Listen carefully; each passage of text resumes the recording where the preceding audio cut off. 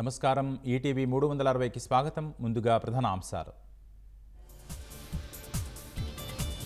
Solvent లీకేజీతోనే Atchutapuram సెజ్లో పేలుడు, 17కు పెరిగిన మృతుల సంఖ్య, 40 మందికి గాయాలు. ఛిద్రమైన మృతదేహాలు, చెట్టు కొమ్మపైకి వచ్చిపడిన శరీర భాగాలు, ఘటనా స్థలంలో భీతావహ దృశ్యాలు. ప్రమాదంపై ఉన్నత స్థాయి విచారణకు సీఎం ఆదేశం, బాధిత మృతుల కుటుంబాలను పరామర్శించనున్న సీఎం. కలవరపాటుకు గురి చేస్తున్న వరుస ప్రమాదాలు, భద్రతా ప్రమాణాల అమలు లోపాలే శాపాలు.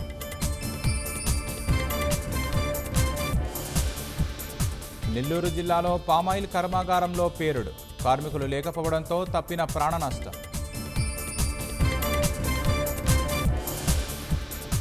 సమగ్ర అధ్యయనం తర్వాతే మహిళలకు ఉచిత బస్సు, ఆలస్యమైన లోపాలు ఇబ్బందులు ఉండొద్దన్న సీఎం. గ్రూప్ 1 మెయిన్ పరీక్షలు వాయిదా, త్వరలోనే కొత్త షెడ్యూల్ విడుదల చేస్తామన్న ఏపీపీఎస్సీ.